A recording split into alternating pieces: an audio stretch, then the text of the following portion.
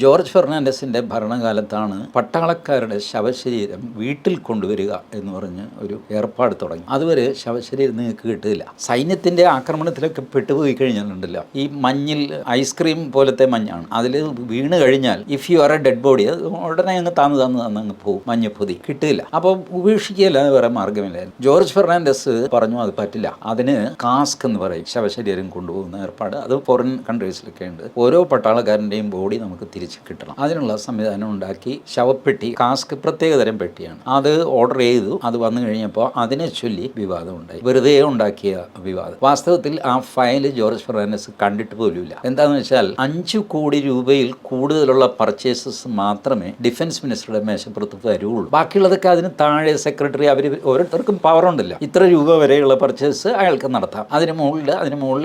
അപ്പോൾ more than 5 crores worth purchase ആണെങ്കിൽ മാത്രമേ മന്ത്രിയുടെ സിഗ്നേച്ചറിനായിട്ട് വരുള്ളൂ. അദ്ദേഹത്തിന് അതിൽ യാതൊരു പങ്കുമില്ല. ബട്ട് ഇപ്പോഴും ആൾക്കാർ പറയും, ഉറക്കണില്ലേ, ശവപ്പെട്ടി കുംഭകോണം ആ സാധുവിനെ ഉപദ്രവിക്കുന്നു. കോൺഗ്രസ് അന്ന് CBI വിട്ടു. CBI പറഞ്ഞു ഇദ്ദേഹത്തെ പ്രതിയാക്കാൻ പറ്റില്ല, കാരണം ഇദ്ദേഹം ഫയൽ പോലും കണ്ടിട്ടില്ല, എങ്ങനെ പ്രതിയാക്കും. ബട്ട് സ്റ്റിൽ ജോർജിന്റെ പേരിൽ ഈ നാണക്കേട് നിലനിന്നു. ഇതിനകത്തൊന്നുമില്ല, കേസൊന്നുമില്ല എന്ന് പറഞ്ഞിട്ട് കീഴ്ക്കോടതി തന്നെ, CBI കോടതി തള്ളിക്കളഞ്ഞപ്പോൾ ഇവർ ഒരു ഫുക്കാൻ കമ്മീഷനെ വെച്ചു, ജസ്റ്റിസ് ഫുക്കാൻ. അങ്ങനെ ഒരു റിപ്പോർട്ട് കൊടുത്തു. ആ റിപ്പോർട്ടിൽ ഫെർണാണ്ടസിന്റെ പേരുണ്ട്. ഫെർണാണ്ടസ് ക്ഷോഭിച്ചിട്ട് എനിക്ക് അതിന്റെ കോപ്പി തരണം എന്ന് പറഞ്ഞു, കൊടുത്തില്ല. അത് പാർലമെന്റിൽ വയ്ക്കണമെന്ന് പറഞ്ഞു, വെച്ചില്ല. രാജ്യസുരക്ഷയുടെയാണ്. ഫെർണാണ്ടസ് പറഞ്ഞു എനിക്കൊന്ന് കാണാൻ തന്നാൽ മതി, ഞാനൊന്ന് കണ്ട് ബോധ്യപ്പെടട്ടെന്ന്, കൊടുത്തില്ല. ഫെർണാണ്ടസിന് ഒടുവിൽ അൽഷിമേഴ്സായി. ഫെർണാണ്ടസ് രാജ്യസഭയിലില്ല. രാജ്യസഭയിലാണ് ഈ പ്രശ്നം പിന്നെയും പൊങ്ങുന്നത്. ഒരു കോൺഗ്രസ്സുകാരൻ ഈ ശവപ്പെട്ടി കുംഭകോണം എന്ന് പറഞ്ഞു. അന്ന് പ്രണബ് മുഖർജി പറഞ്ഞു ഇനി മേലാൽ ഈ സാധനം ഇവിടെ പറഞ്ഞു പോരുത്, ജോർജ് ഫെർണാണ്ടസ് ഇവിടെ ഉണ്ടായിരുന്നെങ്കിൽ തനിക്ക് ധൈര്യം ഉണ്ടാവില്ല വാതുറക്കാനായിട്ട് എന്ന് പറഞ്ഞു. അങ്ങനെ പക്ഷേ